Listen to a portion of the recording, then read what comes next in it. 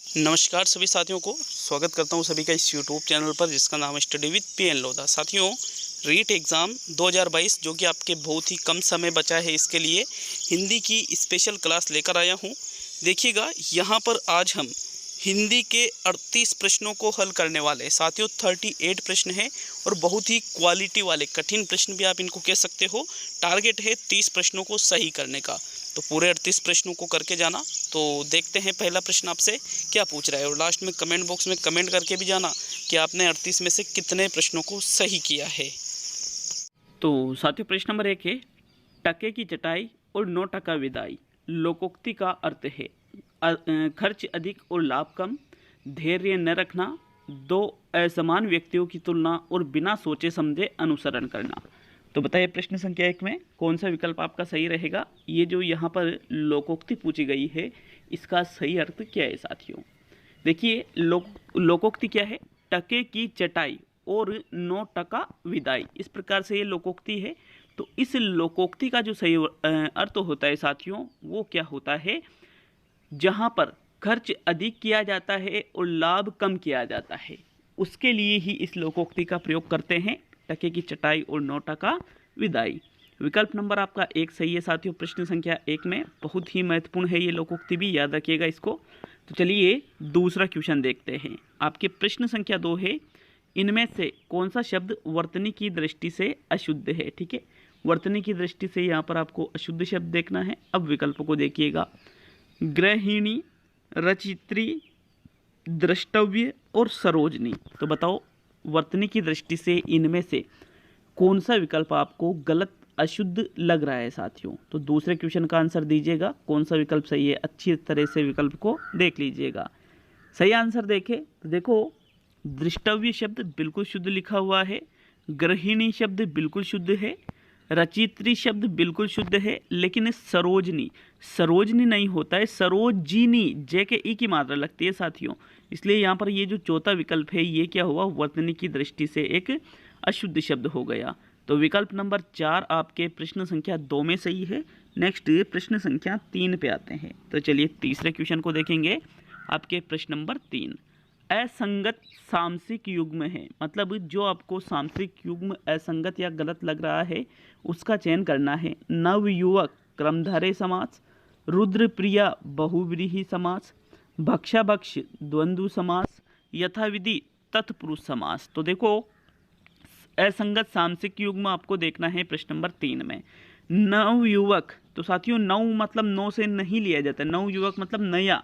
तो साथियों युवक की विशेषता बताई जा रही है, इसलिए ये एक कर्मधारय समास का उदाहरण है। रुद्रप्रिया, साथियों रुद्रप्रिया में बहुव्रीहि समास ही होता है। भक्षाभक्ष, भक्षाभक्ष में द्वंद्व ही है। लेकिन यथाविधि, यथाविधि साथियों एक तत्पुरुष समास का उदाहरण नहीं है, बल्कि यथाविधि में तो विधि के अनुसार अव्ययीभाव समास का उदाहरण हुआ। ये किसका हुआ, अव्ययीभाव का। विकल्प नंबर आपका 4 सही है प्रश्न नंबर 3 में। नेक्स्ट प्रश्न नंबर 4 पे आते हैं। तो आपके चौथा क्वेश्चन देख लेते हैं।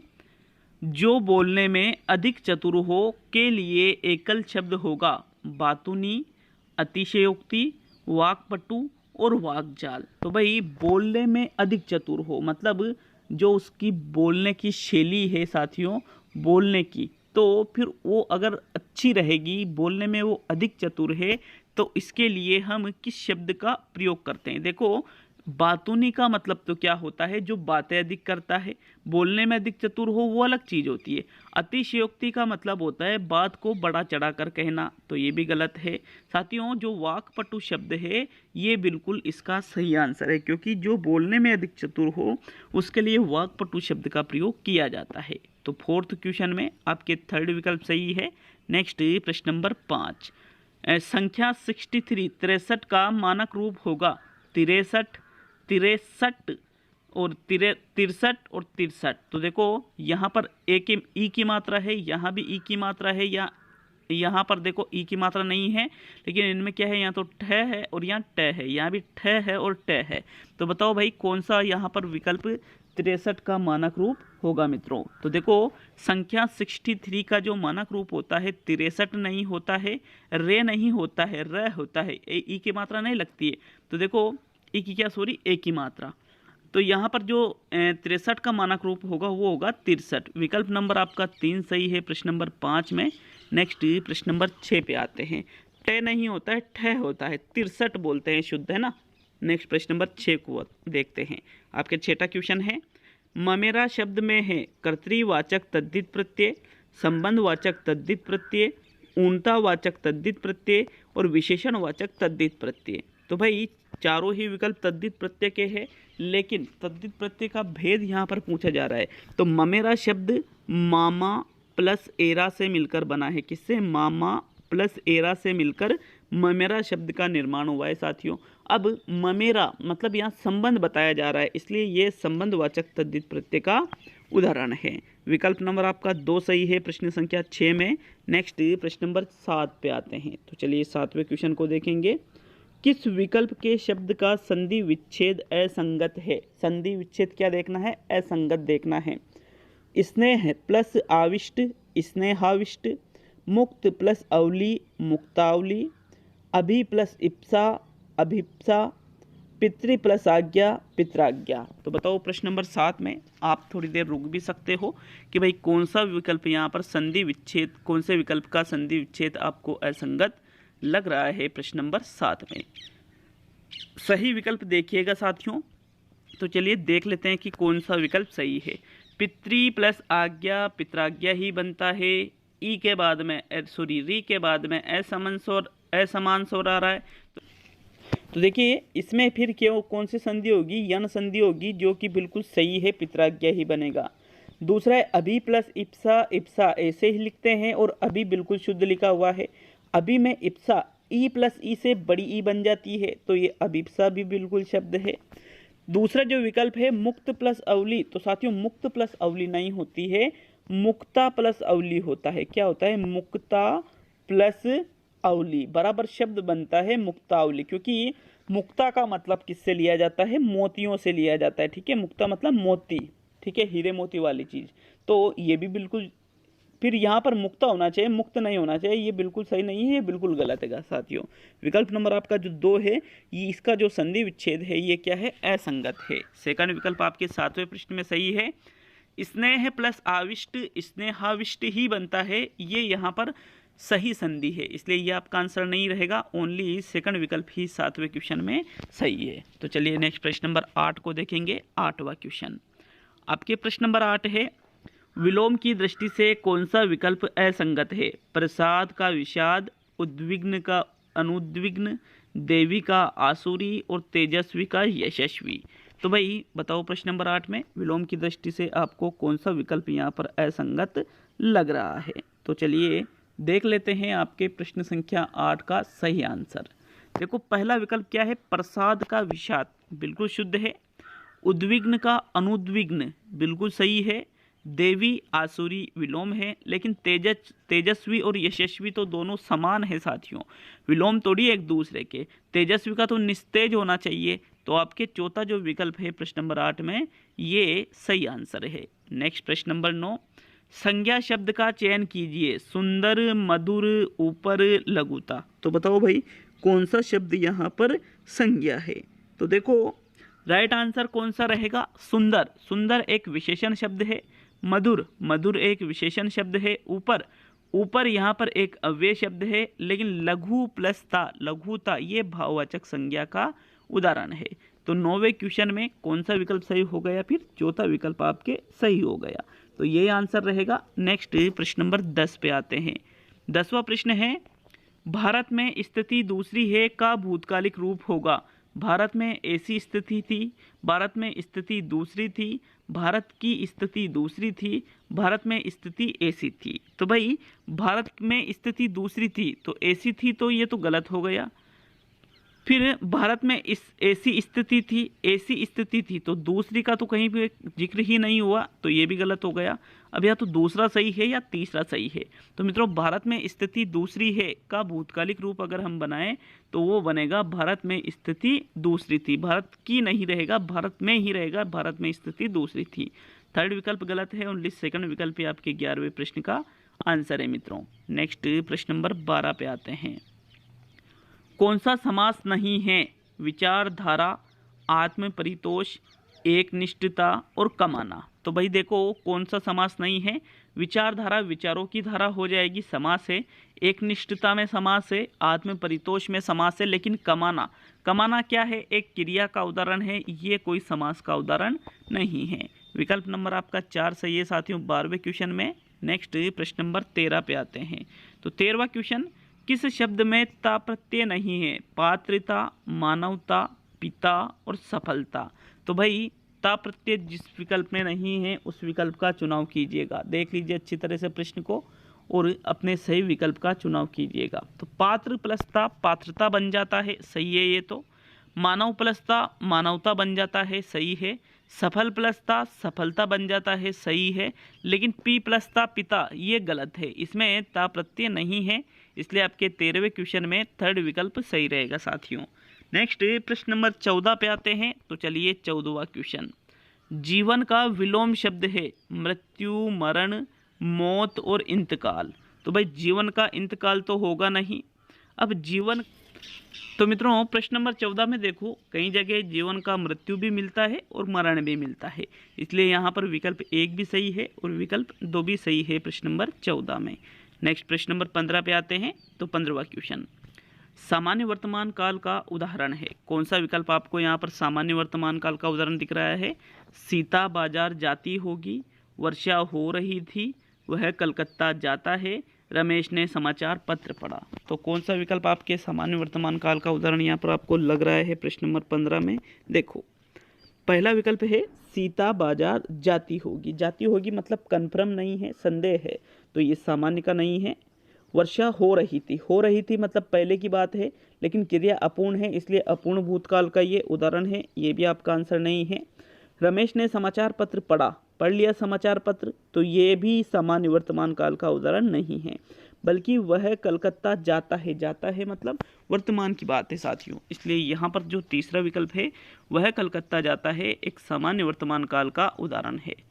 थर्ड विकल्प आपके प्रश्न 15 में सही है। नेक्स्ट प्रश्न नंबर 16, पुनर्जन्म शब्द का संधि विच्छेद होगा, पुनः प्लस जन्म, पुनर् प्लस जन्म, पुनः प्लस आजन्म, पुनर् प्लस जन्म। इसमें हलंत है, इसमें हलंत नहीं है, तो 16वें क्वेश्चन का सही आंसर बताओ कौन सा विकल्प आपका सही है, पुनर्जन्म का संधि विच्छेद सही रूप से क्या होता है। देख लिया होगा सभी ने प्रश्न को अच्छे से, तो चलिए राइट आंसर देखते हैं साथियों। पुनर्जन्म शब्द का संधि विच्छेद पुनः प्लस जन्म होता है, जिसमें विसर्ग संधि होती है। पुनर पूरा वाला पुनः प्लस आजन्म ये भी गलत है, ओनली प्रथम विकल्प आपके 16वें क्वेश्चन में सही है। तो चलिए नेक्स्ट प्रश्न नंबर 17 पे आते हैं। 17वां क्वेश्चन, निम्न में से किस शब्द का समास विग्रह सही है, वनवास, वन का वास, गृह प्रवेश, गृह में प्रवेश, हवन सामग्री, हवन की सामग्री, सर्वप्रिय, सबके लिए प्रिय। तो देखो किस शब्द का समास विग्रह सही है आपको प्रश्न नंबर 17 में बताना है। वनवास, गृह प्रवेश, हवन सामग्री, सर्वप्रिय। तो सर्वप्रिय सभी के लिए नहीं, सभी में प्रिय होता है, गलत हो गया। हवन सामग्री, हवन की सामग्री नहीं, हवन के लिए सामग्री होता है, गलत हो गया। गृह प्रवेश, तो भाई गृह प्रवेश गृह में प्रवेश ही होता है। सेकंड विकल्प आपके 17वें क्वेश्चन में बिल्कुल सही है, क्योंकि इसका समास विग्रह सही हो रहा है। वन का वास, वनवास नहीं होता है, वन में वास होता है साथियों, इसलिए ये आपके गलत हो जाता है प्रथम विकल्प 17वें प्रश्न में। तो कौन सा विकल्प सही है, सेकंड विकल्प प्रश्न संख्या 17 का सही आंसर है। नेक्स्ट प्रश्न नंबर 18, निम्न में से पुल्लिंग शब्दों का चयन कीजिएगा। किन शब्दों का, पुल्लिंग शब्दों का। आँख और नाक, भीड़ और मंडल, बचपन और पहनावा, गंगा और हिंदी।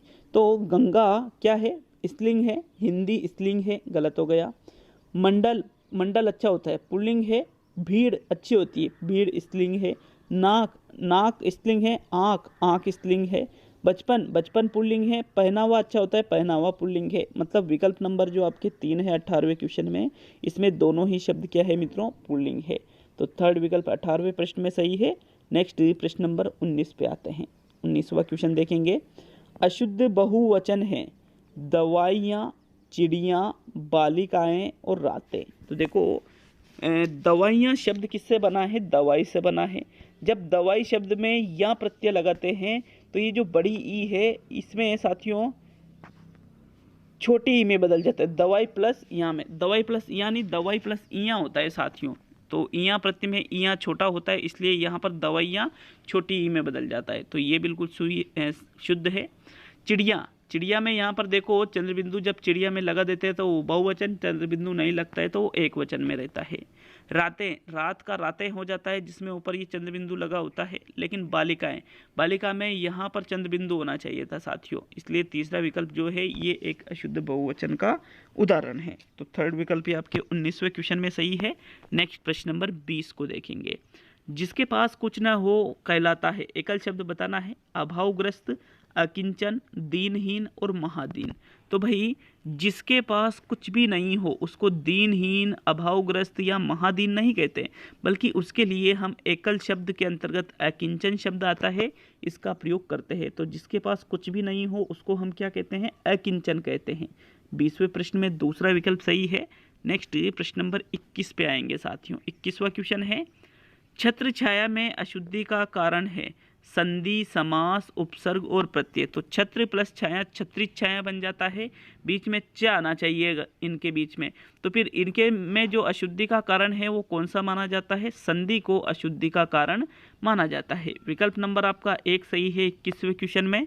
नेक्स्ट प्रश्न नंबर 22, अभी उपसर्ग किस अर्थ में प्रयुक्त होता है? अपवाद और विपरीत, सामने, पास और विशेष, नीचा, बुरा और हीन, पीछे और समान। तो भाई बताइएगा प्रश्न संख्या 22 का कौन सा विकल्प सही है? अभी उपसर्ग का प्रयोग इनमें से किसके लिए प्रयुक्त किया जाता है? तो सोच लीजिए, आंसर देख लीजिए और फिर हम इसका सही आंसर देखते हैं। तो देखिएगा प्रश्न नंबर 22 में अभी उपसर्ग किस अर्थ में प्रयुक्त होता है? अभी का मतलब होता है सामने, पास और विशेष। सेकंड विकल्प आपके प्रश्न नंबर 22 में सही है। नेक्स्ट प्रश्न नंबर 23 पे आते हैं। तो चलिए 23वां क्वेश्चन देख लेंगे। ये रहा आपके प्रश्न नंबर 23। कर्तृवाच्य का प्रयोग नहीं हुआ है। महेश स्कूल से आ रहा है, अखबार पढ़े जाते हैं, माली बगीचे में फूल तोड़ रहा है, कुत्ता सारी रात भौंकता रहा। तो साथियों कर्तृवाच्य की अगर हम बात करें तो जिस विकल्प में कर्तृवाच्य का प्रयोग नहीं हुआ है उस विकल्प का चयन कीजिएगा। महेश स्कूल से आ रहा है, माली बगीचे में फूल तोड़ रहा है, कुत्ता सारी रात भौंकता रहा, इनमें हो रहा है। लेकिन अखबार पढ़े जाते हैं, तो अखबार पढ़े जाते हैं यहाँ पर ये कर्तृवाच्य नहीं है बल्कि ये एक कर्मवाच्य का उदाहरण है। तो विकल्प नंबर आपका 2 बिल्कुल सही है प्रश्न नंबर 23 में। नेक्स्ट प्रश्न नंबर 24 पे आते हैं। तो आपके 24वां क्वेश्चन देखेंगे। प्रश्न संख्या 24, गलत विलोम शब्द है सृष्टि का प्रलय, वृद्धि का हास, ह्रस्व का दीर्घ, हष्ट का पुष्ट। तो भाई गलत विलोम युग शब्द आपको यहाँ पर बताना है। सृष्टि का प्रलय ही होता है विलोम युग्म, वृद्धि का हास ही होता है, ह्रस्व का दीर्घ ही होता है, लेकिन हष्ट पुष्ट, तो साथियों हष्ट का विलोम पुष्ट नहीं होता है। विकल्प नंबर आपका जो 4 है 24वें क्वेश्चन में, ये एक गलत विलोम शब्द का उदाहरण है। तो 24वें क्वेश्चन में चौथा विकल्प सही है। नेक्स्ट प्रश्न संख्या 25 को देखेंगे मित्रों। प्रश्न नंबर 25 है, इनमें से कौन सा संयुक्त वाक्य है?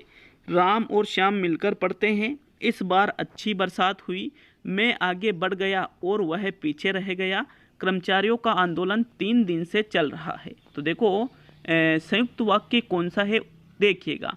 तो विकल्प नंबर जो 4 है, कर्मचारियों का आंदोलन 3 दिन से चल रहा है, इसमें कहीं से कहीं तक हमें ये संयुक्त वाक्य नहीं दिख रहा है साथियों। इस बार अच्छी बरसात हुई, ये भी नहीं है। अब तीसरा या पहला, तो राम और श्याम मिलकर पढ़ते हैं, यहाँ कर्ता तो 2 है और भी आ रहा है, लेकिन दोनों एक ही क्रिया कर रहे हैं, अलग अलग नहीं कर रहे हैं। यहाँ पर वाक्य को जोड़ने के लिए नहीं बल्कि उद्देश्यों मतलब कर्ता को जोड़ने के लिए और शब्द का प्रयोग हो रहा है। तो जहाँ पर कर्ता को जोड़ने के लिए और शब्द का प्रयोग होता है वो संयुक्त वाक्य नहीं बनता है, बल्कि वाक्यों को जो जोड़ता है। तो मैं आगे बढ़ गया और वह पीछे रह गया, तो ये वाक्यों को जोड़ रहा है, इसलिए प्रश्न नंबर 25 में आपके थर्ड विकल्प सही है। तो नेक्स्ट प्रश्न नंबर 26 को देखेंगे। 26वां प्रश्न, किस वाक्य में सही विराम चिन्ह प्रयुक्त हुए हैं? उसने कहा मैं तुम्हें नहीं जानता, ये पूर्ण विराम चिन्ह।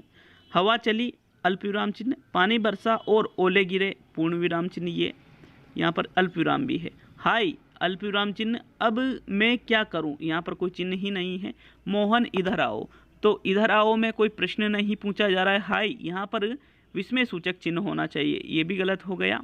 हवा चली अल्प विराम चिन्ह बिल्कुल सही आना चाहिए। पानी बरसा और ओले गिरे पूर्ण विराम चिन्ह। तो ये जो दूसरा विकल्प है ये बिल्कुल शुद्ध है विराम चिन्हों की दृष्टि से। बाकी उसने कहा उसने कहा यहाँ पर विराम चिन्ह होना चाहिए, तो ये नहीं है, इसलिए ये गलत है।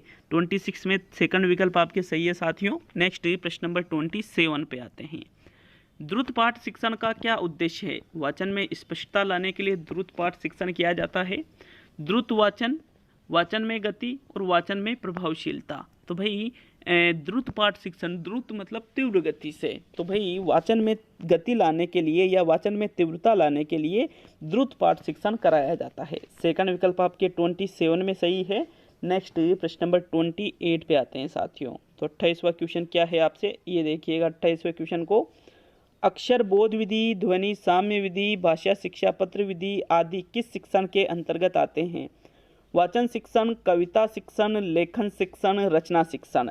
तो भाई ध्वनि साम्य विधि क्या है? जैसे एक समान उच्चारित होने वाले शब्दों को, जैसे आज, कल, यहाँ, वहाँ, इस प्रकार से, मतलब एक जैसे थोड़े जो शब्द होते हैं उस प्रकार के शब्दों को बच्चों के सामने रखा जाता है और उनको पढ़ना सिखाया जाता है। तो पढ़ना सिखाया जाता है तो वो लेखन और रचना की नहीं है, ना ही कविता की है, बल्कि वो वाचन शिक्षण की एक विधि होती है साथियों। विकल्प नंबर आपका 1 सही है प्रश्न नंबर 28 में। नेक्स्ट प्रश्न नंबर 29 पे आएंगे। तो आपके 29वां क्वेश्चन देख लेते हैं। सूत्र प्रणाली किस सिद्धांत पर आधारित नहीं है? सामान्य से विशिष्ट की ओर, सूक्ष्म से स्थूल की ओर, पूर्ण से अंश की ओर और सिद्धांत से उदाहरण की ओर। तो भाई जो सूत्र प्रणाली है उसमें कौन से सिद्धांत पर आधारित विधि उसको नहीं माना जाता है? सामान्य से विशिष्ट की ओर ये आधारित है, सूक्ष्म से स्थूल की ओर आधारित है, सिद्धांत से उदाहरण की ओर इसमें बढ़ा जाता है, क्योंकि पहले सिद्धांत या नियम बताते हैं फिर उदाहरण के माध्यम से उसको हल करते हैं। लेकिन ये पूर्ण से अंश की ओर नहीं, अंश से पूर्ण की ओर बढ़ती है साथियों। तो 29वें क्वेश्चन में आपके थर्ड विकल्प बिल्कुल सही रहेगा। तो मित्रों प्रश्न नंबर 31 से, बालक तत्परता से सीखता है, सूक्ष्म शिक्षण में सीखता है, दल शिक्षण में सीखता है, अभिकर्मित अनुदेशन में सीखता है या परंपरागत शिक्षण में सीखता है? तो भाई तत्परता के साथ बालक इनमें से किस विधि में सीखता है? 31वें क्वेश्चन का सोच समझकर आंसर दीजिएगा। राइट आंसर रहेगा आपके बालक तत्परता से। परंपरागत में तो नहीं सीखेगा साथियों, ये तो बिल्कुल ही गलत है। 3 विकल्प आपके सामने बचे हैं। तो राइट आंसर क्या रहेगा? अभिकर्मित अनुदेशन में बालक तत्परता के साथ सीखता है, क्योंकि यह विधि स्वगति के सिद्धांत पर कार्य करती है। बालक की जो गति होती है उसी पर आधारित बालक का ज्ञान होता है साथियों। तो विकल्प नंबर आपका जो 3 है प्रश्न नंबर 31 में, यही सही आंसर है। अभिकर्मित अनुदेशन विधि किसके द्वारा दी गई थी? याद है ना सभी को? स्किनर के द्वारा दी गई थी साथियों। और इसके जो अलग अलग प्रकार है, रेखीय अभिकर्मित, शाकीय अभिकर्मित, आरोही अभिकर्मित, अवरोही अभिकर्मित, मैथेटिक्स अभिकर्मित अनुदेशन, तो सभी के जनक भी आपको याद होना चाहिए। नेक्स्ट प्रश्न नंबर 32 पे आते हैं। 32वां क्वेश्चन, माध्यम और विधा, यहाँ रिक्त स्थान है, के प्रमुख तत्व है किसके? शिक्षण सामग्री के, पाठ योजना के, शिक्षण विधि के और खेल के। तो भाई ये जो दोनों प्रकार दिए हुए हैं यहाँ पर, माध्यम और विधा, ये किसके प्रमुख तत्व माने जाते हैं साथियों? ये शिक्षण सामग्री के प्रमुख तत्व माने जाते हैं। माध्यम और विधा दोनों ही शिक्षण सामग्री के प्रमुख प्रकारों में आते हैं। विकल्प नंबर आपका 1 सही है प्रश्न नंबर 32 में। नेक्स्ट आगे बढ़ते हैं अब हम प्रश्न नंबर 33 की ओर। तो चलिए 33वां क्वेश्चन देखेंगे। जिस उद्देश्य के लिए परीक्षण तैयार किया गया है, यदि वह उसकी पूर्ति करता है तो वह कहलाएगा वेद परीक्षण, विश्वसनीय परीक्षण, वस्तुनिष्ठ परीक्षण और विषयपरक परीक्षण। तो जिस उद्देश्य के लिए हम परीक्षण तैयार करते हैं, ठीक है, यदि उसकी वह पूर्ति भी कर देता है तो मतलब वो एक वेद परीक्षण है। और परीक्षण की ये जो विशेषता है वो वेदता कहलाती है साथियों। तो विकल्प नंबर आपका 1 सही रहेगा प्रश्न नंबर 33 में। नेक्स्ट प्रश्न नंबर 34 पे आते हैं। तो आपके 34वां क्वेश्चन, लिखित परीक्षा द्वारा उचित मापन होता है ज्ञानात्मक पक्ष का, भावात्मक पक्ष का, क्रियात्मक पक्ष का और इनमें से सभी का। तो भाई 34वें क्वेश्चन का सही आंसर देखो, कई जगह चौथा विकल्प भी मिलता है और अधिकतर जगह पहला विकल्प भी मिलता है। तो लिखित परीक्षा द्वारा मेरा भी मानना है कि भाई ज्ञानात्मक पक्ष का उचित मापन होता है। भावात्मक क्रियात्मक पक्ष के लिए तो अलग मापनियाँ होती है साथियों। क्रियात्मक में तो जिसमें करके सीखा जाता है उससे होता है उचित मापन, इसलिए यहाँ प्रथम विकल्प में सही मानता हूँ। बाकी इस क्वेश्चन के लिए आप जरूर कमेंट करिएगा।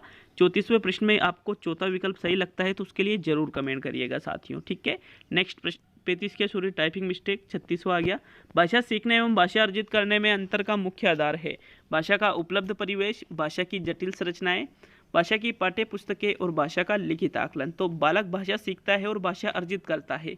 इन दोनों ही चीज़ों में जो सबसे मुख्य अंतर आता है साथियों, वो होता है भाषा का उपलब्ध परिवेश। बालकों को जो हम भाषा का परिवेश उपलब्ध कराते हैं मित्रों, तो उसी में वो भाषा सीखता है और उसी में वो भाषा अर्जित करता है। दोनों में मुख्य अंतर का आधार क्या है? भाषा का उपलब्ध परिवेश। विकल्प 1 सही है 36वें में। नेक्स्ट प्रश्न नंबर 37। भाषा का अति महत्वपूर्ण कार्य है कौन सा? संप्रेषण, लेखन, सुनना और अक्षर ज्ञान। तो देखो भाषा क्या होती है? भाषा में हम विचारों का आदान प्रदान करते हैं, दूसरे के विचारों को ग्रहण करते हैं, खुद के विचारों को अभिव्यक्त करते हैं। इसका मतलब भाषा का अति महत्वपूर्ण कार्य किसे माना जाता है मित्रों? संप्रेषण को भाषा का अति महत्वपूर्ण कार्य माना जाता है। विकल्प 1 सही है 37वें क्वेश्चन में। अब अंतिम और 38वां क्वेश्चन देख लेते हैं साथियों। लेकिन वीडियो अच्छा लगे तो लाइक जरूर कीजिएगा और कमेंट करके जाइएगा कि भाई कितने क्वेश्चन आपके इसमें सही हो रहे हैं। और अंतिम क्वेश्चन, डिस्ग्राफिया से प्रभावित बच्चों को मुख्य रूप से पढ़ने में कठिनाई आती है, लिखने में कठिनाई आती है, सुनने में कठिनाई आती है और बोलने में कठिनाई आती है। तो डिस्ग्राफिया एक प्रकार का विकार है साथियों। इसमें क्या होता है? देखो डिस्लेक्सिया में तो पठन में कठिनाई आती है और डिस्ग्राफिया में साथियों लेखन में कठिनाई आती है। मतलब 38वें क्वेश्चन में आपके सेकंड विकल्प सही है। तो कमेंट करके बताइए आपको कैसा लगा साथियों। ठीक है, अब अगले वीडियो में मिलते हैं, जिसमें बहुत बहुत धन्यवाद वीडियो को पूरा देखने के लिए।